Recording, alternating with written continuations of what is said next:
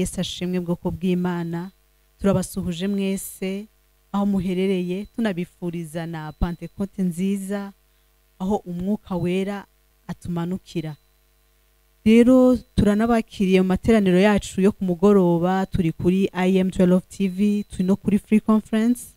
Karibu mwese dusangira ijambo ry'Imana, twumve ico mwuka wera ari butuganirize kuri kano kagoroba. Reka rero dusenge gatoya tubone kwakira umukozi w'Imana.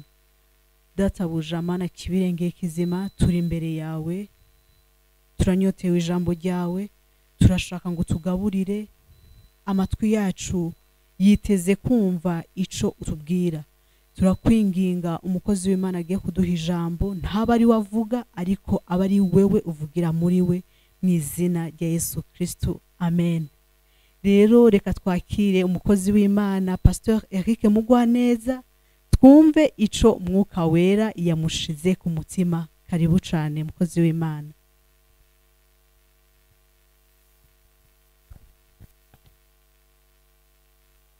Hallelujah, hallelujah. Yesu ashimwe. Turakomeje kuba mu bwiza bw'Imana, turakomeje kuba mu kubaho kw'Imana. Abo turi kumwe ku mbuga z'abakunda Imana, Imana ikomeze ibaha umugisha. Ndasaba ari mu buhanga bw'ivyuma ko nabo babafasha kuba recordingira amajwi kugira ngo nabo bashobore gukurikirana. Hanyuma abo turi kumwe kuri Free Conference, mwese Pentecote nziza, hallelujah. Mbere ya byose reka dusome ijambo ry'Imana mu gitabo cy'ibyakozwe n'intumwa ibice 2, hanyuma turaza gukomeza tuganira ijambo ry'Imana. Abo turi kumwe kuri televiziyo y'abakunda Imana, abakunda Imana Ministries 12 TV, turabakiriye amagambo ahinye ni AIM 12 TV. Imana ikomeze ibaho umugisha kubwo gukomeza kubana natwe, gufatanya natwe mu kuba kw'Imana, mu bwami bw'Imana, mu kwagura ubwami bw'Imana. Reka dusome ijambo ry'Imana mu gitabo cy'ibyakozwe n'intumwa ibice 2. Iravuga ngo umunsi wa Pentecote usohoye, bose bari hamwe mu mwanya umwe, bahuje umutima, nuko umuriri ubatungura uvuye mu ijuru, umeze nk'umuyaga uhuha cyane, ukwira inzu bari bicayemo. Haboneka indimi zigabanije zisa n'umuriro, ururimi rujya ku muntu wese wo muri bo. Bose buzuzwa umwuka wera, batangira kuvuga izindi ndimi, nuko umwuka yabahaye kuzivuga. Nkuko umwuka yabahaye kuzivuga. Muri Yerusalemu habaga abayuda b'abaturage b'abanyamadini, bari baturutse mu mahanga yose ari munsi y'ijuru. Uwo muriri ubaye, abantu benshi baraterana, batangazwa nuko umuntu wese yumvise babandi bavuga ururimi rw'iwabo. Barumirwa bose, baratangara bati, mbese aba bose bavuga si abanyagalilaya? None se niki gitumye twese tubumva bavuga indimi z'iwacu za kavukire? Kandi turi abapariti n'abamedi n'abanyelamu n'abatuye i Mesopotamiya ni Yuda ni Kapadokiya ni Panto no muri Aziya ni Furugiya ni Pamfiliya no muri Egiputa no mu gihugu cy'Libiya gihereranye ni Kurene, n'abaroma b'abashyitsi n'abayuda n'abakomeza idini yabo, kandi n'abakireti n'abarabu turabumva bavuga ibitangaza by'Imana mu ndimi z'iwacu. Imana yacu ihabwa icyubahiro. Bamaze kudusengera, Mama Pastor Leila, Imana imuhe umugisha, atwakiriye kandi yadusengeye. Reka dukomerezeho tuganira ijambo ry'Imana. Uyu munsi tugiye kuganira umutwe w'ijambo uvuga ngo ibintu ukeneye ngo wuzure umwuka wera. Tugiye kuvuga ku bintu 9 nibyo twatoranije muri kano kanya tugiye kuganiraho. Ibintu 9 ukeneye mu buzima bwawe kugira ngo wuzure umwuka wera. Bibiliya iravuze ngo umunsi wa Pentekoti ugeze ngo umwuka wera aramanuka, umuriri ubatungura uvuye mu ijuru. Hanyuma abantu bari aho ngaho barabumva, ngo bumva abo ngabo barimo bavuga ngo kuko umwuka wera yari yaje ari birimi by'umuriro ajya ku mutwe wa buri muntu wese. Bibiliya iravuze ngo muri Yerusalemu hari abantu benshi. Bibiliya ivuze amoko menshi, abavuye muri Egiputa, abavuye hirya no hino hatandukanye, bari bateraniye i Yerusalemu. Ariko umwuka wera amanuka ntago yamanukiye ku bantu bose batuye i Yerusalemu, ahubwo hariho bamwe muri bo umwuka wera yamanukiye. Nubwo hari ku munsi wa Pentecost cyangwa se Pentecote bitewe n'ururimi ukoresha, aba francophone bakoresha Pentecote ariko abanglophone bakoresha Pentecost. So rero bijyanye n'ururimi ukoresha, it's okay uko uprononsa turabyumva.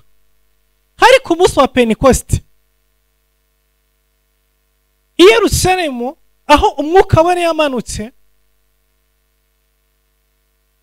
ntago hari intumwa zonyine gusa. Bibiliya yavuze ngo bari hamwe, bari mu mwanya umwe, ari abantu 120. Abantu 120 nibo bonyine gusa umwuka wera yamanukiye. Ariko si abantu bonyine gusa bari muri uyu murwa, kuko hari mu gihe cy'iminsi mikuru y'ingando, hari mu gihe cya tabenako, n'igihe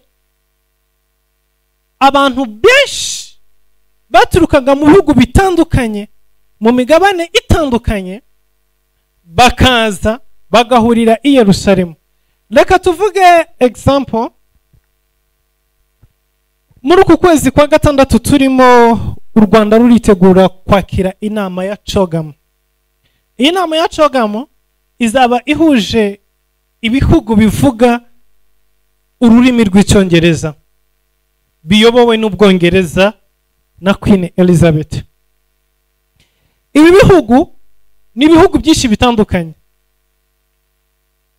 Reka mvuge ngo mu burasirazuba iyo ngiyo hari igihugu cya Australia, hanyuma ukagenda ukajya mu burengerazuba bw'isi hejuru hari igihugu cya Canada, ukamanuka mu majyepfo hasi ku nyanja hari igihugu cya South Africa. Ni ukuvuga ngo ni mu makona yose y'isi. Ibihugu mbabwiye biri kuri izo mpera zose z'isi bizaba biri mu Rwanda muri uku kwezi kwa gatandatu muri ya nama ya CHOGM. Noneho hagahita yongeraho n'ibindi bihugu byinshi bitandukanye, harimo n'ibihugu biri mu nyanja ya Pacifique, biriya birwa byose biri hariya. Harimo ibihugu byo muri East Africa, Uganda, Kenya, harimo ibihugu bya Nigeria bikoresha ururimi rw'icyongereza, n'ibihugu byinshi cyane. Amahanga menshi azaba ateraniye mu Rwanda i Kigali. So rero no muri kino gihe cya Pentecost niko byari biri, niko byari bimeze. Amahanga menshi yarateraniye i Yerusalemu. Abo mu bihugu bitandukanye byo ku isi bari bateraniye i Yerusalemu. So noneho reba nk'ubu ngubu ibihugu byose bimaze guhurira i Kigali ku munsi wa CHOGM, hanyuma umwuka wera akamanukira mu Rwanda, hanyuma agatangira kwibitangaza bidasanzwe, aya mahanga yose agatangira kwirebera ibintu Imana irimo ikora mu Rwanda. So nuko koro byagenze i Yerusalemu. Abantu bose bari bateraniye aho ngaho batangiye kureba no kumva no kubona ibyo Umwuka Wera arimo gukora ku bantu 120, ariko hari abantu benshi cyane. Rero ikibazo cyanjye uyu munsi ni iki ngiki: ahantu hateraniye abantu benshi, sometimes binagoye kubara umubare wabo, ko bira ntago yagize ivuga umubare wabo, ahubwo Bibiliya yavuze ibihugu bitandukanye byari bihateraniye, ariko umubare ntago bawumenye. Ariko gute abantu 120 ari baba selected bakaba buzura Umwuka Wera, abandi bagasiga batuzuye Umwuka Wera? Nuko Umwuka Wera iyo agiye kuza ntago apfa kuza kuri buri wese, ahubwo hariho selection, hariho kurobanura, gutoranya abantu bafite capacity yo kwakira uwo Mwuka Wera.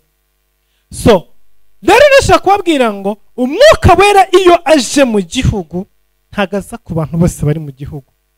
Iyo aje muri quartier runaka ntagaza ku bantu bose bari muri yo quartier.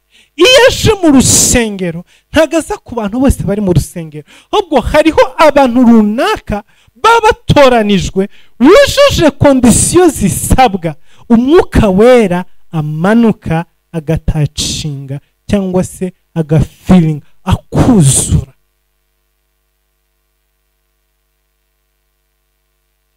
Ibi ndifuza yuko mubyumva neza, ndaza guca muri izi mpamvu 9, ariko iki cyumweru cyose tuzatangira guhera ejo, Imana nidushoboza tuzinjira kuri buri mpamvu yose, noneho tuyidetaye, tuyikorere details, hanyuma tuyisobanure ku buryo bwose bushoboka kugira ngo mushobore kubyumva neza no gusobanukirwa buri kimwe cyose. Kugira ngo ubyumve neza rero ugomba kubanza gusobanukirwa yuko Umwuka Wera iyo amanutse ntabwo aza ku bantu bose. Hariho bamwe azaho bujuje kondisiyo zisabwa kugira ngo bakire Umwuka Wera. Ni isezerano twahawe, ariko iyo agiye kuza areba, yinjira mu rugo hagati y'umugabo n'umugore, babana ku buriri, basangira ku meza, akinjira muri umwe undi agasigara. Kubera iki? Kuko uwo umwe niwe wujuje ibisabwa. Mu nzu irimo abantu 10 basenga bose buri ku mugoroba ko bagiye kuryama, bafite gahunda nyinshi bahuriyeho, bose bakijijwe, basangira mu itorero rimwe, iyo Umwuka Wera amanutse ashobora guseleksionamo 1, 2, 3 muri bo, akaba ari bo afata, abandi bagasigara. Kuba Umwuka Wera yamanutse ntibisobanuye ko abantu bose bari aho ngaho buzura Umwuka Wera. Rero niko ni umunsi wa none meze, nubwo ari umunsi wa Pentecost, ariko ntibisobanuye ko abantu bose bari buze kwakira Umwuka Wera. Hariho abujuje kondisiyo bamwacira, hariho n'abandi badafite ibisabwa bagomba gutegereza ikindi gihe. Ikindi nagira mbabwira ni iki ngiki, nuko Umwuka Wera ntabwo yishyira mu bantu. Uyu munsi wa none turibuka igihe Umwuka Wera yamanutse, ariko ntabwo ari cyo gihe kandi yongera kuba ibyo ngo tujye dutegereza buri mwaka nyuma ya Pasika, nyuma y'iminsi 50, hanyuma Umwuka Wera azi. Ubwo uhushijwe icyo gihe agategereza undi mwaka utaha, ariko ntabwo ariko bimeze. Umwuka Wera yamanutse kuri wa munsi wa Pentecost, aramanuka aza mu isi, ntabwo yongeye gusubira mu ijuru, ahubwo ari muri iyi si. Kuko Yesu atanga isezerano avuze ngo azaza abane namwe. Mbere yuko Yesu Kristo apfa ku musaraba, hanyuma akajya mu ijuru akoreza umwuka wera, umwuka wera yari ariho ndetse yajyaga aza mu isi, ariko yazaga mu isi atembera, ntago yazaga mu isi mu buryo buri permanent, yazaga mu buryo buri temporary, bijyanye n'abamuhamagaye, bijyanye na mission, bijyanye n'icyo agomba gukora. Kuko marayika yabwiye Mariya nyina wese bamubwira ngo umwuka wera azakuzaho hanyuma nawe uzasama inda. So bivuze ngo mbere yuko umwuka wera aza permanent ku munsi wa Pentecost, umwuka wera yarasanzwe aza mu isi, ariko akaza mu isi because of mission. Hariho misiyo runaka, hariho icyo agambiriye gukora, n'uwo agomba gukorana nawe akamanuka akaza agakora icyo agomba gukora, yamara kugikora akongera agasubirayo. Ariko ubwo Yesu Kristo yamwoherezaga, yaje ubutongera gusubira mu ijuru, yaje gutura mu isi.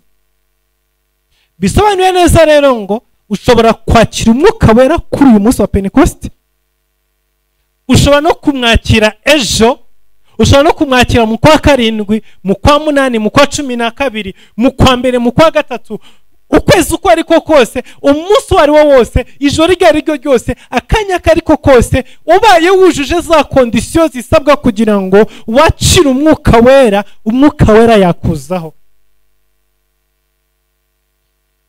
Niyo mpamvu kuri uyu munsi twafashe cyangwa se umwuka wera yatuganirije cyangwa se akaduha misiyo yo kuganira namwe kondisiyo zisabwa cyangwa se zigenderwaho kugira ngo umuntu ashobore kuzura umwuka wera. Turazivuga tuzicamo twihuta, hanyuma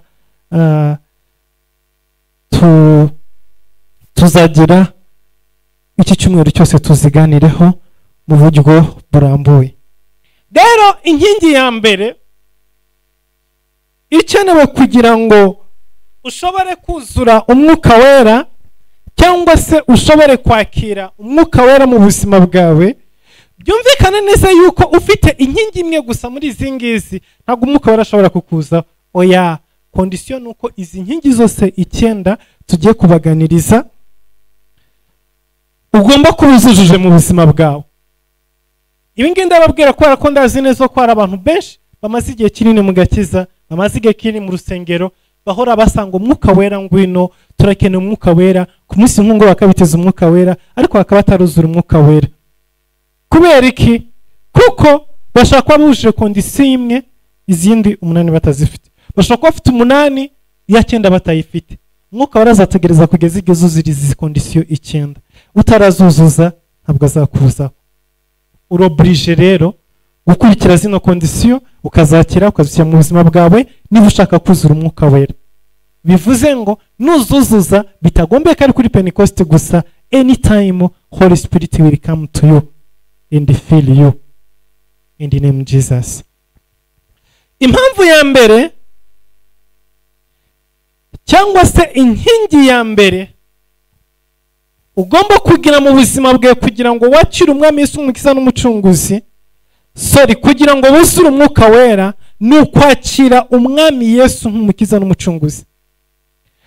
Nimba utarakira umwami Yesu nk'umukiza n'umucunguzi, ntabwo bishoboka ko wuzura umwuka wera. Ibi ngibi impamvu mbivuga ni iyi ngiyi: hari abantu benshi bari mu rusengero baterana, badasiba, badakererwa, ndetse bakora byinshi mu rusengero, ariko batarakira umwami Yesu umukiza n'umucunguzi.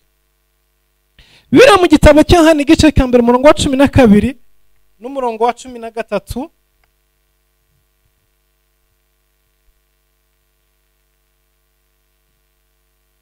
kadusome mu izina rya Yesu.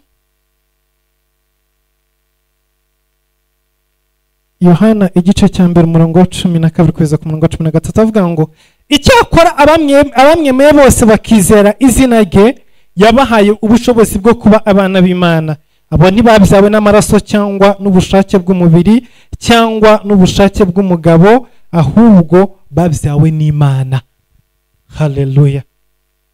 Inkingi ya mbere ni ukwakira umwami Yesu nk'umukiza n'umucunguzi.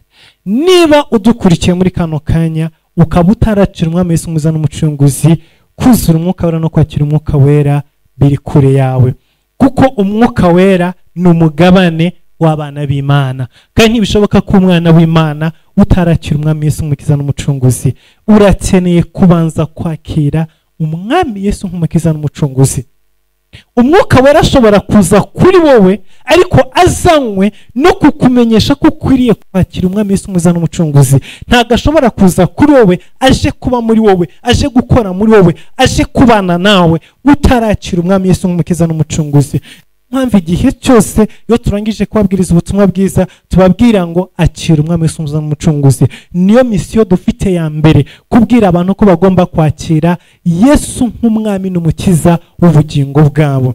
Niba utaramwakira ntabwo bishoboka ko ushobora kuzura umwuka wera. Kugira ngo wakire umwuka wera urakeneye kubanza kwakira Yesu Kristo akaba umwami n'umukiza n'umucunguzi w'ubuzima bwawe. Iyo umaze kwakira Yesu Kristo, ikintu cya mbere kibaho ni ukwita uhinduka umwana w'Imana. Iyo umaze kuba umwana w'Imana uhita uhabwa uburenganzira mu by'ubwami bw'Imana.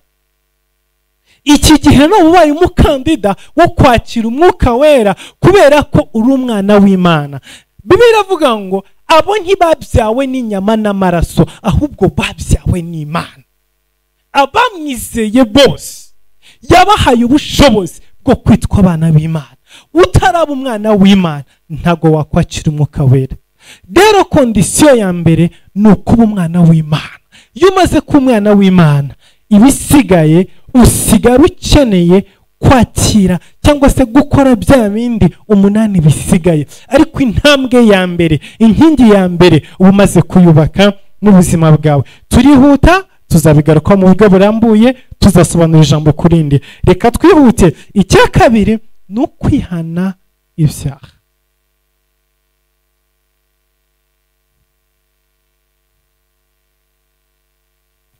Reka dusome ijambo riri mu gitabo cy'ibyakozwe n'intumwa, igice cya 2.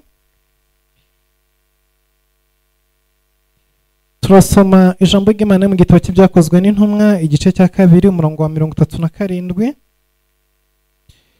Umurongo wa 37 turaza kugeza ku murongo wa 38.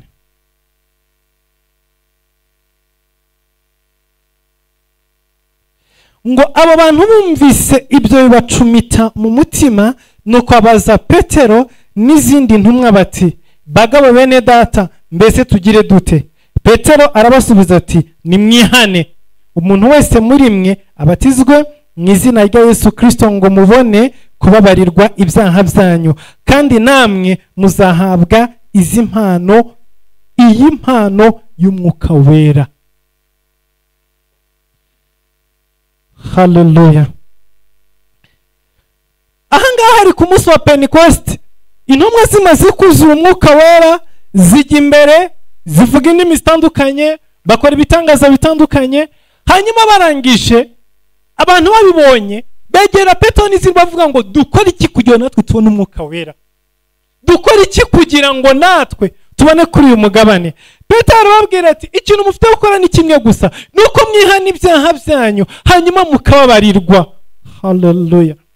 Nimwihana mukababarirwa muzashobora kwakira iyi mpano, ariko mutarihana ntabwo mushobora kwakira impano y'umwuka wera. Inshuro nyinshi iyo tuvuze kwihana, hariho ikintu kimwe abarokore duhita dukunda twumva kwatura, cyangwa se gusanga umuntu runaka cyangwa se abantu runaka mwarangiza mukatura mukavuga ibyaha mwakoze. Ibyo ngibyo bisa nkaho twamaze kubifata nk'akamenyero mu madini yacu cyangwa se mu matorero, ariko mu kuri ntabwo ariko kwihana. Ndetse reka mvuge iki ngiki,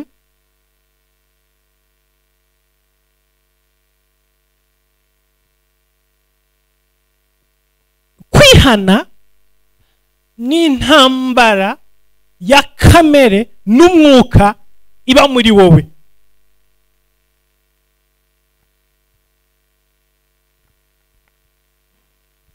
Igihe cyose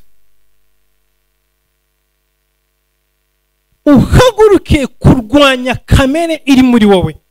Ni urugamba urwana ijoro n'amanywa kugeza utsinze icyaha kikaba kure yawe, kugeza igihe utsinda ibyo umubiri wawe wifuza, kugeza igihe utsinda ibyo kamere irarikira. Kuko biravuga ngo ibyo kamere yifuza nibyo umwuka yanga, ibyo umwuka yifuza nibyo kamere yanga.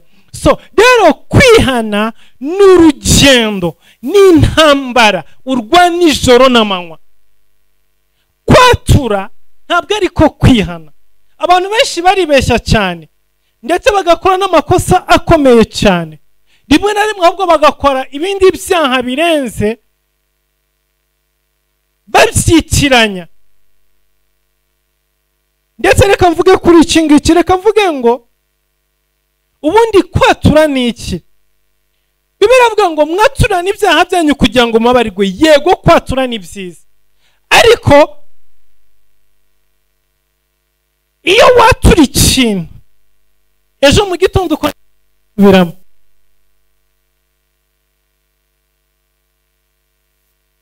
warangiza ukibwira ngo uri muri hano, ntabwo ari ukwihana. Oya, ushatse ibyiza byihorere, ahubwo urwane. Hanyuma ikindi cya kabiri ni iki kuri iki kijyanye no kwihana. Nzabivugaho neza mu buryo burambuye kubera ko bisa nkaho ari ikintu cyamaze kwinjira nk'ubuyobe, cyangwa se reka mvuge ngo kigakorwa nabi. Rimwe na rimwe ahubwo kikaba cyagira n'ingaruka zikomeye cyane. Kuko ubundi ugiye kwatura ni byiza yuko waturira umuntu mutari ku rwego rumwe, mutari kuri level imwe, mu kwizera, mu gakiza, mu myumvire. Kuko iyo bitabaye gutyo, ahubwo kugira ngo usove aho guteza ibindi bibazo. Buriya hari ikintu kiza abakatolike bakora kuruta twebwe abarokore, kuko katolike ishyiraho intebe ya penitensiyo. Muri iriya ntebe haba hicayemo umuntu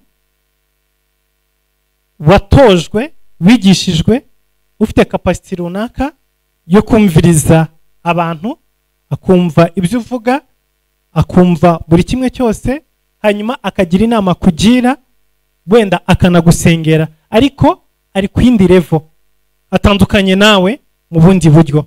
So no kuvuga ngo rero igihe arimo cyangwa se igihe urimo kuvugana nawe, umubwira intege nke zawe, cyangwa se bya bindi byari bibangamiye umutima wawe, cyangwa se bimwe wagerageje kurwana nabyo bikakunanira.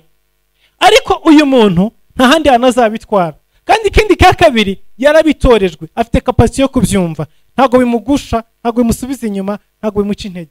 Ariko twebwe abarokore turagenda twinjira mu cyumba cy'amasengesho, harimo abantu badakijijwe, harimo abantu batarikira umwami Yesu umuza n'umucunguzi, harimo abantu badafite kapasiti muri bo yo kumva ibyo bintu. Warangiza ukajya hariya, buri umugore w'umugabo, cyangwa se umuririmbyi, cyangwa se buri umukozi w'Imana runaka, cyangwa se uri iki, warangiza imbere y'aba bantu badafite kapasiti yo kumva intege nke zawe, badafite ubushobozi bwo kwakira ibyo ugiye kuvuga, warangiza ukagenza gute?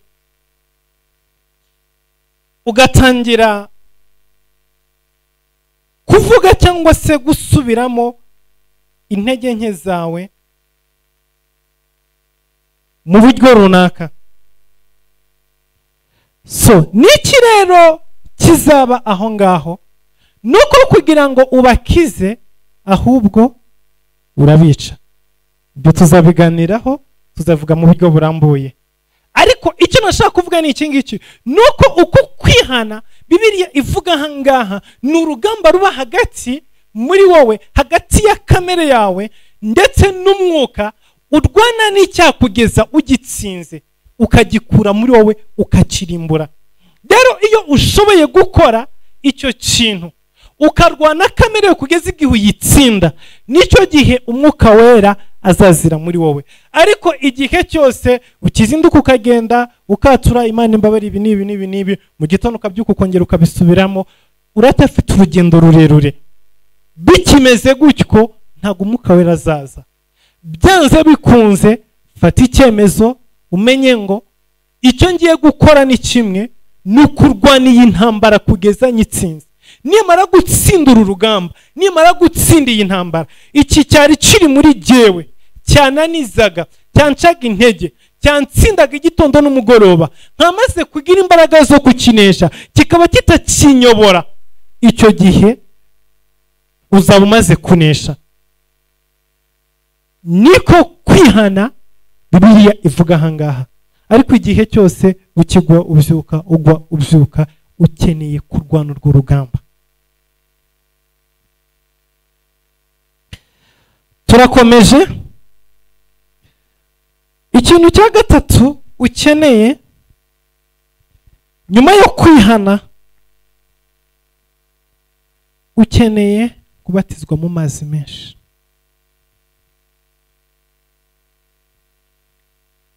Abantu benshi bicaye mu nsengero,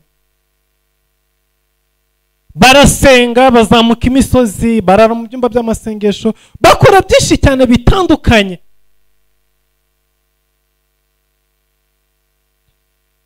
Ariko gufata icyemezo cyo kubatizwa amazi menshi byaranze.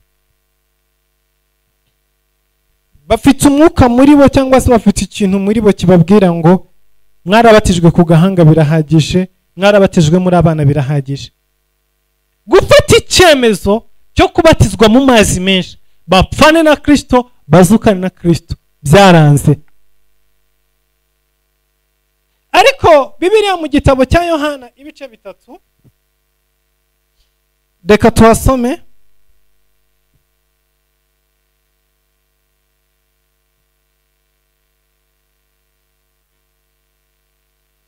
Yohana ibice 3 umurongo wa 5 kugeza ku murongo wa 7 avuga ngo Yesu aramusubiza ati, nukuri ndakubwira yuko umuntu utabyawe n'amazi n'umwuka atabasha kwinjira mu bwami bw'Imana. Ikibyarwa n'umubiri nacyo ni umubiri, n'ikibyarwa n'umwuka nacyo ni umwuka. Witangazwa nuko nkubwiye yuko bibakwiriye kubyarwa ubwa kabiri. Aya ni amagambo Yesu Kristo yarimo avugana na Nikodemo. Ikibyarwa n'umubiri, n'ikibyarwa n'umwuka ni umwuka. Nimba udashoboye kubatizwa mu mazi menshi, uyu nguyu warimo uvugana na Yesu, Nikodemo ntabwo ari umuntu usanzwe. Yari umuntu usobanukiwe ibintu bya teoloji cyane, yari umwigisha w'ijambo ry'Imana. Ariko intambwe yo kubyarwa ubwa kabiri, yo kubatizwa amazi menshi, yumvaga ko bidakwiriye kandi atari na ngombwa. Ariko Yesu amukura inzira ku murima, bamubwira ngo utarabatizwa, utarajya mu mazi menshi, upfe uzuke, ubwami bw'Imana buri kure yawe, ijuru riri kure yawe. Ikibyarwa n'umubiri ni umubiri, ikibyarwa n'umwuka ni umwuka. Ntabwo bishoboka rero yuko uzuzura umwuka wera utarabatizwa mu mazi menshi. Umwuka wera, abantu benshi cyane bagiye buzura umwuka wera bavuye mu mazi, akajya amazi bakamubatiza, yava mu mazi umwuka wera akamuzaho. Biravuga ngo Yesu Kristo amaze kubatizwa no hano mubatiza, ngo avuye mu mazi umwuka wera amuzaho ari mu ishusho y'inuma. Kubatizwa mu mazi menshi ni urufunguzo rukomeye rwo kwakira umwuka wera, ni inkingi ikomeye yo kwakira umwuka wera. Niba utarabatizwa mu mazi menshi, nta mwuka wera ushobora kwakira. Nimba hari n'ukuriho, ntabwo ari umwuka wera, n'ibindi. Ashobora kukuzaho bitewe n'impamvu runaka, ariko ntashobora kubana nawe. Kandi ashobora kukuzaho kugira ngo akwemeze cyangwa se akubwire kubatizwa amazi menshi. Kuko mu gitabo cy'ibyakozwe n'intumwa hari abo twabanye babwirijwe ijambo ry'Imana, hanyuma buzura umwuka wera, ariko bahita babatizwa. So rero Satani yafashe abantu abashyiramo kino kinyoma, abumvisha yuko birahagije, urasenga, uriyiriza, urara amajoro, birahagije. Dufite abantu bameze gutyo, baboshywe, baziritswe kuri icyo kintu, adashobora kubatizwa amazi menshi. Ibindi byose bimubwira nta kibazo, n'icyashumi baragitanga, n'amaturo barayatanga, n'umurimo w'Imana barawusapotinga, n'ibindi byinshi bikorwa barabikora, kwiyiriza bariyiriza, amavonayiti barayarara, imisozi barayizamuka, bafasha abakene, bakora byinshi bitandukanye. Ariko ikibazo gikomeye, Satani yaziritse ubuzima bwabo. Ntago bakozwe ikijyanye no kwinjira mu mazi menshi, ntibakozwe ikijyanye no kubatizwa amazi menshi. Ako ni akantu gato cyane Satani yaboboheyeho, ariko kazabasigaza ku munsi w'imperuka. Kandi wakoze byinshi, ariko ukeneye kuvuka ubwa kabiri. Kubatizwa mu mazi menshi ni ihame. Iyi nkingi utarebaka mu buzima bwawe, Holy Spirit, stay far from you, iri kure yawe. Ko ni ukuri, kandi ukeneye kubatizwa mu mazi menshi.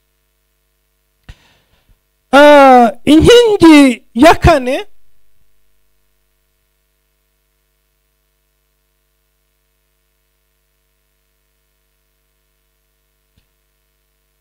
ni ukuba mu ijambo. Yohana 5:7, nimuguma muri jye, amagambo yanjye akaguma muri mwe, musabe icyo mushaka cyose muzagihabwa. Abantu benshi barasenga, bariyiriza, barabatijwe, bakirwa Yesu umuza n'umucunguzi, bagerageza kwihana, nubwo bagwa mu ntege nke kuko ni abantu bambaye umubiri, ariko bararwana, akagwa, agakora icyaha atagishaka, akakihana, ndetse agasenga, akavuga Mana binkuremo, wenda ejo akongera agatsitara kuri byo.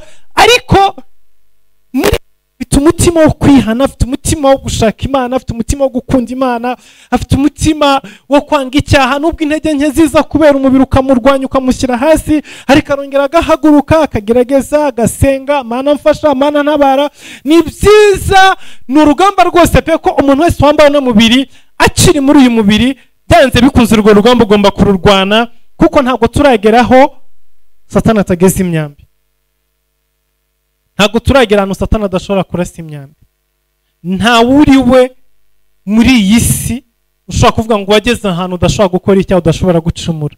Oya, turarwanisha n'amanywa kugira ngo tudakora ibyaha, ariko urwo rugamba tururiho. Na Yesu Kristo yaraho yageze aravuga ngo umutima urakunze ariko umubiri uranze. Ntabwo tumeze nk'aho twagezeyo. So rero kuba waba muri izo ntambara, it's okay. Benshi babamo rwose, akarwana, nubwo yabeshya ariko akihana, nubwo yacumura akihana, nubwo yararika ariko akihana, akagenza gute. Ariko ikintu kijyanye no kugira ijambo ry'Imana, Satani yarakibahishe burundu. Yarafashe, araterura, aragenda, aratwara, ashyira ahantu, arafungirana. Dufite Bibiliya tudasoma, dufite ijambo, dufite amaBibiliya mu matelefoni tudasoma. Ijambo ry'Imana ni rike cyane. Ubwira abantu kwiyiriza bariyiriza, ubwira abantu gusenga barasenga, ubwira abantu kuririmba bararirimba, ariko nihagera ku ijambo ry'Imana, bwoko bw'Imana, twahishwe ikintu gikomeye. Ntushobora kuzura umwuka udafite ijambo ry'Imana muri wowe. Ijambo ry'Imana ni inkingi ikomeye cyane muri uru rugendo. Yesu yaravuze ngo umwuka wera naza asenda ku bya Data abibasobanurire. Akazi k'umwuka wera gakomeye nako kugusobanurira ijambo ry'Imana. Azagusobanurira iki udafite? Azagusobanurira ihe udasoma?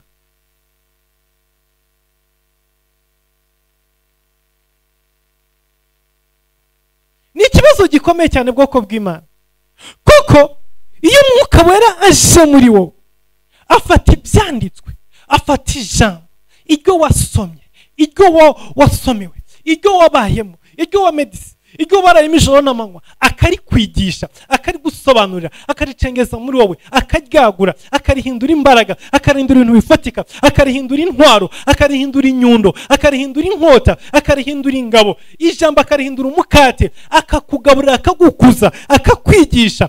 Ijambo ry'Imana nizo mbaraga n'ubushobozi bituma umwuka wera yuzura mu buzima bwacu. Ariko ni kangahe dusoma ijambo ry'Imana? Rero abakristo benshi ntibashobora kuzura umwuka wera kuko nta jambo ry'Imana riri muri bo. Nimuguma muri ge magambo yanjye akaba muri mwe, musabe icyo mushaka cyose, musabe umwuka wera. Iyo umwuka wera yishiye muri wowe, utangira kuvuga ijambo ry'Imana, uzavuga icyo udafite. Iyi ni impamvu ikomeye cyane itumye abantu babaho ariko batagira umwuka wera mu buzima bwabo. Kubera iki? Nta jambo bagira. Icyo ngicyo Satani arakizi, azariguhisha, azaguca intege. Nutangira gusoma Bibiliya usinzire, nutangira gusoma Bibiliya hazamo message, hazamo telefone, ujye kuri TikTok wumva ufite imbaraga, ujye kuri Netflix urebe filime imwe irangire indi irangire, ujye kuri Go TV, ujye kuri Canal Plus, ujye ku macana atandukanye ureba amafilime imwe ive hindi ijyeho, imwe ive hindi ijyeho, ariko ubu udashobora gufata iminota 30 ku munsi yo gusoma ijambo ry'Imana. Ubu udashobora gufata isaha imwe mu cyumweru yo gusoma ijambo ry'Imana. Niyo turi mu masengesho, niyo wiyirije kugira ngo ujye mu cyumba cy'amasengesho wiyirije, tuve mu minsi isanzwe ujye mu cyumba cy'amasengesho wiyirije, ufate Bibiliya usome nibura igice kimwe, 2, 3, 4, 5 nibura birangize. Izo mbaraga ntazihari. Ariko ushobora gusenga amasaha 3 ariko gusoma ijambo wapi? Kubera iki? Satani arabizi neza, azi imbaraga ziri mu ijambo, ntashobora kukwemerera. Ibindi byose ubona umwanya wabyo n'imbaraga zabyo, ariko ijambo wapi? Mu gihe cyose utarubaka iyi nkingi y'ijambo ry'Imana, ntabwo bizakorohera kugira ngo wuzure umwuka wera. Inkingi ya 5, kubohoka, deliverance. Igitabo cyo Yohana ibice 8:32 avuga ngo muzamenya ukuri, ukuri nako kuzababohora. Iyo utabohotse, iyo ufite karande, iyo ufite imyuka mibi yindi ifite ikibanza mu buzima bwawe, ukaba utaraba delivery, biragora kugira ngo wuzure umwuka wera. Kubera iki? Kuko muri wowe hari indi myuka runaka igukoreramo. Abantu bagendeye mu myuka y'ibigirwamana, abantu bagendeye mu barangi, abantu bagendeye mu bapfumu n'abandi batandukanye, hari imyuka bakura aho hantu. So iyo myuka ari igihe cyose kiri muri wowe, itaragusohokamo, ntabwo umwuka wera azinjira muri wowe. So rero kugira ngo umwuka wera aze muri wowe, ugomba kuba delivery, ugomba kubohoka. Imyuka y'abadayimoni, ibihango ufitanye n'abadayimoni, imihango yose y'abadayimoni yakozwe kuri wowe igomba kukuvaho. Nimara kukuvaho nibwo umwuka wera azinjira muri, kuko umwuka ntabwo ashobora kubana n'iyo myuka yindi. Hari abantu bakorwamo n'imbaraga z'abadayimoni kandi bari mu rusengero, ariko ntabwo barabadelivery. Iyo barose, iyo bagiye mu myuka, bafata indi myuka bakibaza ngo buzi umwuka wera, ariko n'indi myuka. Niyo mpamvu dufite abahanuzi bavuga Yesu ariko boretse itorero ry'Imana, bakora amarorerwa atagira uko angana, basenye ngo bakora ibintu byinshi cyane bitandukanye bibi, bahanura ibinyoma, bakweshwa n'imbaraga z'abadayimoni. Kubera iki? Kuko ntago bigeze babadelivery, ntago bigeze babohoka. Rero kubera ko mu rusengero batari delivery, bakamuzi Imana batari delivery, indi myuka iraza ikabakoreramo, barangiza bakibeshya ngo ni Holy Spirit urimo gukora hagati muri bo. Ariko oya, ntago ari Holy Spirit, there is another spirit. Kuva mu butware bw'isi y'umwijima bikora mu buzima bwabo. So rero kugira ngo wuzure umwuka wera nuko ugomba kubanza kuba delivré. Numara kubohoka ukakira imbaraga za deliverance, Holy Spirit will come to you.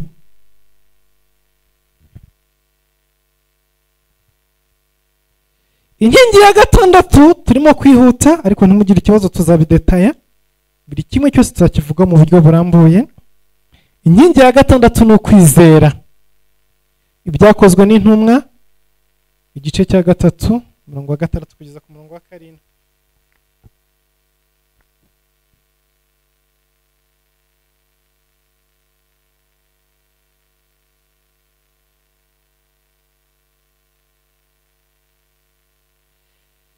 Byakozwe n'intumwa 3 umurongo wa 6 kugeza ku murongo wa 7 biravuga ngo Petero aramubwira ati ifeza n'izahabu ntabyo mfite, ahubwo icyo mfite ndakiguha. Mu izina rya Yesu Kristo w'i Nazareti haguruka ugende. Maze amufata ukuboko kw'iburyo aramuhagurutsa. Uwo mwanya ibirenge bye n'ubugombambari birakomera. Yesu ashimwe. Kwizera ni inkingi ikomeye yo kuzura umwuka wera. Impamvu ni iyi ngiyi, nuko iyo umwuka wera aje muri wowe, imirimo yose umwuka wera akora ayikora mu mbaraga zo kwizera. Mu minsi yashize twigeze kubaganiza tubabwira ko Yesu Kristo yafashe iminsi 40 arimo arestora, arimo ahembura ukwizera kw'intumwa, kuko arazi neza ngo nabasiga batagifite kwizera kumwimerere, umwuka wera naza muri bo ntago bashobora kumwakira. Ntago umwuka wera yakuzura ubuzima bwawe udafite kwizera. Ibikorwa byose umwuka wera akora n'imbaraga zo kwizera. Petero amaze kuzura umwuka wera areba ikirema kiri imbere yiwe, arakibwira ngo haguruka. Izo ni imbaraga z'umwuka wera, ariko ntago yabikora adafite kwizera muri we. Yari yizeye neza yuko iki kirema kirahaguruka. So imirimo y'umwuka wera mu buzima bwawe igendeye ku kwizera. Nta kwizera ufite, nubwo umwuka yaba ari muri wowe abaryamye asinziriye, nta kintu na kimwe umwuka arashobora gukora mu buzima bwawe udafite kwizera muri wowe. Ukwizera ni wo muryango umwuka wera yimanifesta, yiyerekaniramo.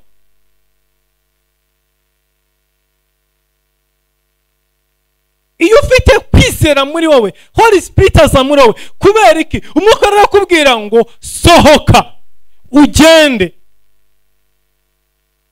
ujye ku kibuga cy'indege, urahura n'umuntu agatishiriza itike, hanyuma ugende kubwiriza ubutumwa bwiza. Nuko ku mwuka wera akora. Iyo udafite kwizera uravuga ngo no, ndavanga ruko mbonye transport, ndavanga ruko mbonye itike, ruko mbonye visa. Ariko mwuka wera asaba ko ugira kwizera.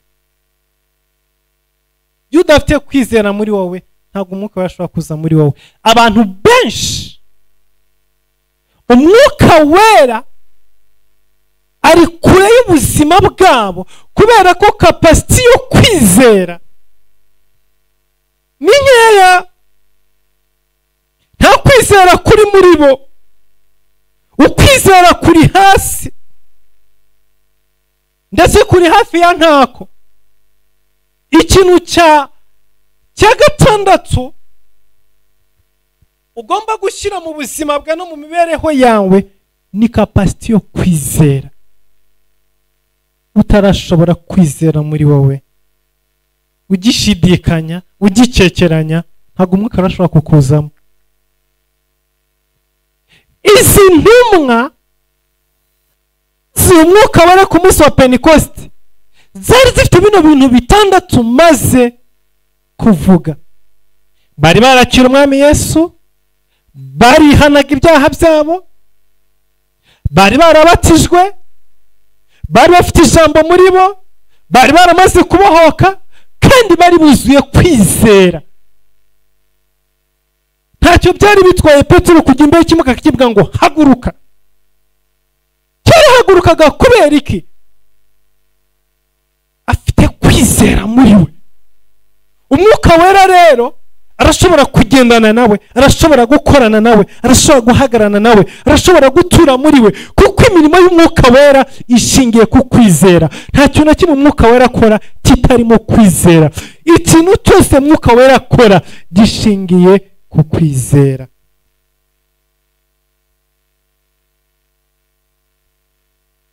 Inkingi ya karindwi turayisanga mu gitabo cy'ibyakozwe n'intumwa, ibice bibiri umurongo wa mbere. Umunsi wa Pentecost cyangwa se umunsi wa Pentekoti usohoye, bose bari hamwe mu mwanya umwe, bahuje umutima, ubumwe. Inkingi ya karindwi ni ubumwe. 120 bari hamwe bahuje umutima. Iki nicyo kibazo gikomeye cyane gitumye umwuka wera atakiba mu matorero yacu, atakiba mu ministeri yacu, atakiba mu mihamagaro yacu, atakiba mu byumba by'amasengesho tubamo. Kubera iki? Nta bumwe. Umutima w'ubumwe waragiye. Usanga ari abapasiteri 7 bari mu itorero, umwe wese umutima we yibaza ngo kanaka azapfa ryari kugira ngo urusengero nduyobore, nzamwirukana azasohoka gute kugira ngo sigarana aha hantu. Abantu 3 bari mu rusengero barimo basenga cyangwa mu cyumba cy'amasengesho, umwe arimo kwa atu kirakize kirarya kiba mu nzu nziza agembayeho nabi ntigishobora no kunyibuka. Iba biri mu mitima y'abantu, iyo umwuka wera yitegereje akabiri mu mitima y'abantu, biteye ubwoba, biteye n'agahinda no kubivuga. Kumva ko dushobora gushyira hamwe tugahuza umutima tugasengera ku mugozi umwe, ntabyo. Muri korari abaririmbyi bararirimbana, umwe ari ukwe undi ari ukwe, umwe areba ibi yambaye inkweto nziza yaje kutwirataho n'amabubu meza, arimo kuturatirisha neti nziza yambaye. Mugabo rero yamuguriye imodoka, niyo mpamvu nawe arazaga parika imodoka hariya, twebwe tuza tunyagirwa. Nibyo byuzuye mu mitima y'abantu, nubwo baririmbana hamwe ariko umwe wese arareba mugenzi we, umutima w'umwe ntawe uhari. Niyo mpamvu umwuka wera atakiba mu matorero yacu, niyo mpamvu umwuka wera atakiba mu bikorwa dukora, niyo mpamvu umwuka wera atakiba mu materaniro yacu, kuko buri wese afite umutima undi umutima wiwe. Nta bumwe buri muri twebwe, nta guhuza umutima bihari, nta gusengeranira guhari.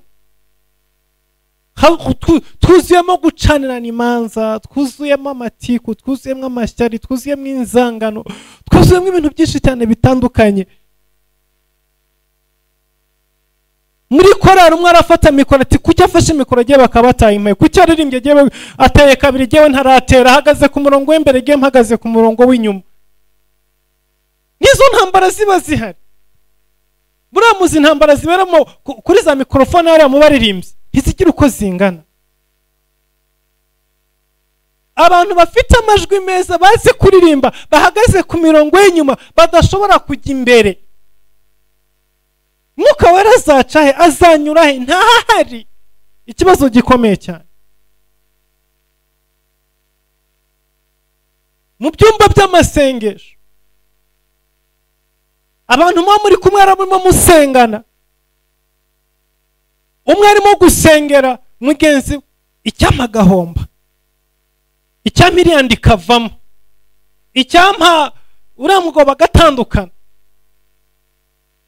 Ukaza ukabwira musengana ati Imana yangiriye neza yampaye fiance, ubu ngubu turimo turategura mu kwezi gutaha ashobora kunyambika fiançaye, ndetse umwaka ushobora kurangira dukoze mariage.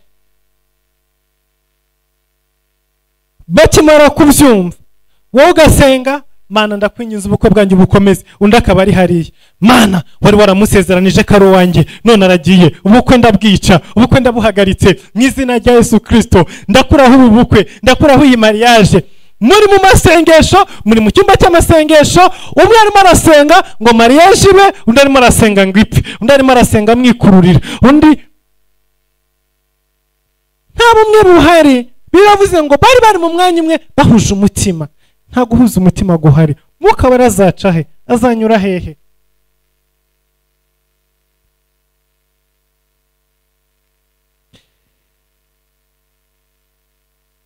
Inkingi ya munani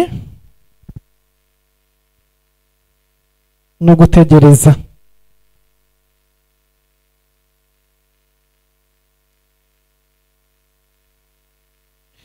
Tujye mu gitabo cya Luka ibice 24. Turasoma Luka ibice 24 umurongo wa 49. Kandi dore ngiye kuboherereza ibyo data yasezeranye, ariko mugume mu murwa kugeza ubwo muzambikwa imbaraga zivuye mu ijuru. Reka tujye mu gitabo cy'ibyakozwe n'intumwa igice cya mbere umurongo wa 4. Nuko abateraniriza hamwe abategeka kutava i Yerusalemu, ati ahubwo murindire ibyo data yasezeranije, ibyo nababwiye. Izi ntumwa kugira ngo zuzure umwuka wera zarategereje. Impamvu umwuka wera kurambirwa gutegereza. Gutegereza ni guke cyane muri twebwe. Abantu benshi bahushije umwuka wera kubera ko ahantu bagombaga kurindirira Imana, ahantu umwuka wera yagombaga kubasanga, bahasohotse igihe kitageze, bahavuye igihe kitageze. Abantu bafite kujarajara kwishi muri bo, abantu bafite desordere, bariruka bava bajyaha, kwicara ahantu hamwe ngo barindire igihe umwuka wera azabaziraho ni ihurizo rikomereye benshi. Ariko Yesu yarababwiye ngo mujye i Yerusalemu mugumeyo, murindiye kugeza igihe ibyo data yasezeranye bizasohora, kugeza igihe umwuka wera ari bumanuke. Umwuka wera ataraza ntimuve mu murwa. Umwuka wera ataramanuka ntimuve mu murwa. Ikintu kitwishe ni ukutihangana, kutarindira, kudategereza. Turarambirwa. Gutegereza amasezerano biranga. Kugumaho Imana igushaka. Gusenga rimwe ukabivamo, ugasenga kabiri ukabivamo, ukiriza rimwe ukabivamo, hanyuma tukirwa twirukanka. Uyu munsi ukabiri mu bakunda Imana, ejo ukaba wagiye aha, ejo bundi ukaba wagiye aha, ejo bundi ukaba wagiye aha, ejo bundi ukaba wagiye aha. Nta kuguma ahantu hamwe, nta gufata icyemezo cyo kurindira, nta kumenya aho Imana igushaka, nta kumenya aho umwuka wera azagusanga, nta kumenya aho Imana izakuganiririza. Wapi? Twirirwa tujarajara, turi banyamujya nino, ntidufite umwuka wo kuba ahantu hamwe. Inkingi ya munani ni ugutegereza, kurindira. Nicyo kintu Yesu yabasabye. Mutegereze, mutegereze kugeza igihe umwuka wera azazira. Utegerereje hehe? Ese urategereje? Kugira ngo umwuka wera aze ku buzima bwawe, nuko ugomba kubura ahantu murindiri. Uku gutegereza ntibivuze kuba ahantu hamwe gusa. Nibyo ushobora kujya gusengera ku musozi, ushobora gusengera amakunda Imana, ushobora gusengera n'andi yatandukanye, ariko uku gutegereza ni willing iri muri wowe, n'ubushake buri imbere muri wowe, n'inyota iri imbere muri wowe, wicara muri wowe mutima wawe ukumva ko ukeneye kuzura umwuka wera, ukumva ko ushaka umwuka wera, ukumva yuko urindiriye umwuka wera. Icyo gihe utangira kubaho mu buzima urindiriye kuzura umwuka wera, witegereje kwakira umwuka wera. Umwuka wera hari nawe atangira kumenya no kumva neza yuko hari umuntu umurindiriye, hari umuntu umutegereje, hari umuntu uri muri pozisiyo runaka ategereje umwuka wera, ategereje kwakira imbaraga z'umwuka wera. Uko gutegereza niko kugukonegita na Holy Spirit. Ntibivuze ngo wicara ahantu hamwe ntuhave. Umwuka wera yabikubwiye, Yesu yabikubwiye ngo guma aho ngaho nzahagusanga, hagume. Ariko uko gutegereza cyane gushingiye muri wowe indani, gushingiye mu mutima wawe, gushingiye ku nyota ufite.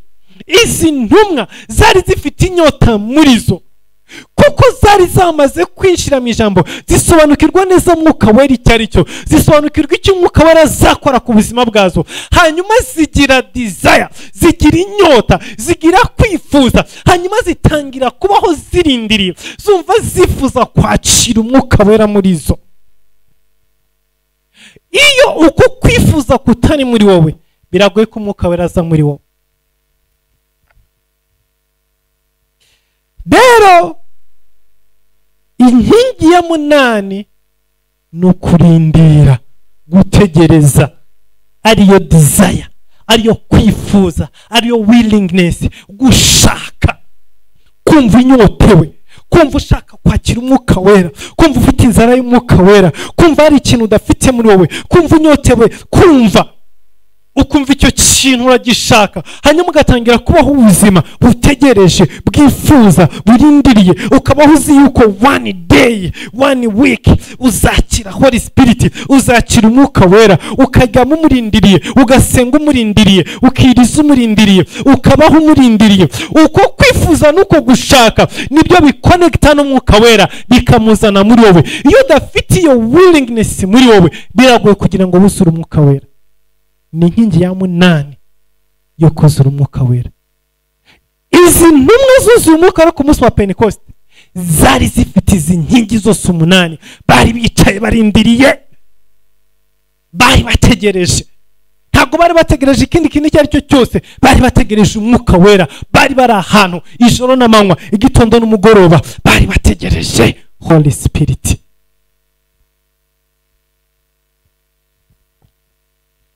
Inkingi ya 9 ari nayo ya nyuma tugiye kurangirizaho,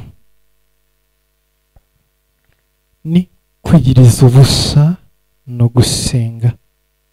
Turacyari mu gitabo cy'ibyakozwe n'intumwa, igice cya mbere n'ubundi turasoma umurongo wa 12, hanyuma tugire ku murongo wa 14. Umurongo wa 10, ibyakozwe mu gice cya mbere umurongo wa 12 kugeza ku murongo wa 14, naho tugiye kurangiriza hanyuma dusenge. Basubira i Yerusalemu bavuye ku musozi witwa Elayon uri bugufi bw'i Yerusalemu, nk'urugendo rwo kugendwa ku isabato. Basohoye barurira bajya mu cyumba cyo hejuru, aho Petero na Yohana na Yakobo na Andreya na Filipo na Toma na Barutolomayo na Matayo na Yakobo mwene Arufayo na Simoni Zeloti na Yuda mwene Yakobo babaga.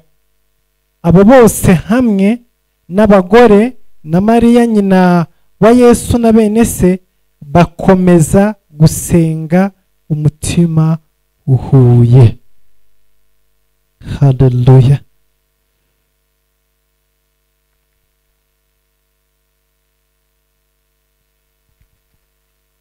Bibiri navuze ngo bamaze kuva ku musozi wa Elayono, n'igihe Yesu yaramaze kuzamuka mu ijuru, basubira i Yerusalemu aho babwiye gutegerereza.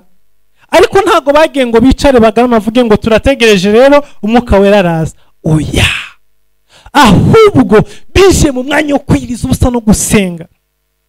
Batangira gusenga, iminsi 10 bamaze bari imbere y'Imana basenga biyiriza ubusa, basenga biyiriza ubusa, basenga biyiriza ubusa. Iyi ni inkingi ya 9 yo kuzura umwuka wera. Niba udafite kwiriza ubusa bifatanye no gusenga, biragoye kugira ngo umwuka wera azinjire muri wowe. Izi ni icyaha zari ziri mu buzima bw'izi ntumwa 12. Nimvuga 12, Yuda Iskariyoti ntago yari arimo, bari bamaze kumusimbuza, ndetse n'abandi bantu 108 bari kumwe nabo, kuko basamwe bari 120. Akazi kabo bakoraga umunsi ku wundi kwari ukwiyiriza no gusenga. Kwiyiriza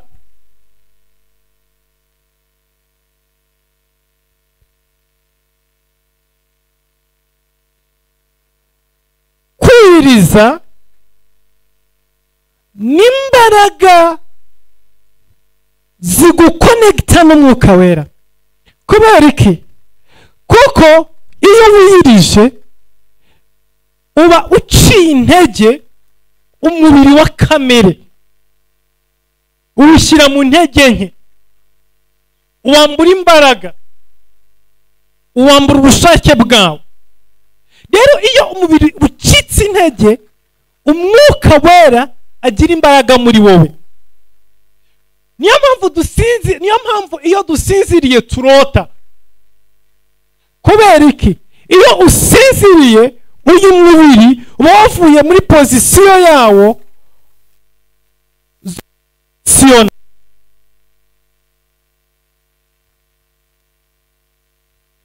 Umubiri uva mu mbaraga zawo zo gukora, kuko umuntu usinziriye ntashobora kugenda, umuntu usinziriye ntashobora kuvuga, ntashobora gupanga, ntashobora gukora ibindi bintu bitandukanye, ntago wamesa, ntago wahitamo imyambaro. Iyo usinziriye uyu mubiri usanzwe wagiye muri pause, hanyuma icyo gihe umwuka ahita agira imbaraga. Nicyo gihe umwuka uri muri wowe ahita ahaguruka agatangira kwiruka. Uryamye i Kigali, umwuka agahita yirukanka muri Amerika, umwuka agahita yirukanka akajya Bujumbura, umwuka agahita yirukanka agasubira mu cyaro iyo wavuye akajya kureba ibiriyo. Nuvuga ngo umwuka atangira gukora na speed iteye ubwoba kubera ko umubiri urasinziriye. Ahangaha niho rero hari imbaraga zo kwiyiriza, niho inkingi yo kwiyiriza no gusenga igukonekita cyangwa se izana umwuka wera muri wowe. Kuko umubiri usanzwe uwagiye mu ntege nke, hari ibintu udashobora gukora wiyirije. Iyo wiyirije uri umasengesho serious, umaze iminsi 2 iminsi 3 utajya utanywa, umubiri waba ufite intege nke zikomeye cyane. Icyo gihe umwuka wera aramanuka akaza akinjira muri wowe agakorana nawe. Ariko uko kwiyiriza kugomba gufatana no gusenga, kuko iyo wiyirije gusa umubiri ucika intege. Ariko iyo urimo gusenga bifatanye no kwiyiriza, ubasha guhamagara umwuka wera, ubasha kuba connected n'umwuka wera. Abangaba 12 ndetse n'abandi 108 bari kumwe, bariyirizaga basenga every day bategereje umwuka wera. Izi nkingi 9 maze kubabwira muri kano kanya, tuzazisubiramo tubaganiriza inkingi imwe ukwayo uburyo burambuye kugira ngo mushobore kubyumva neza. Ariko abangaba buzi umwuka wo ku munsi wa Pentecost bari bafite zino nkingi 9 mu buzima bwabo.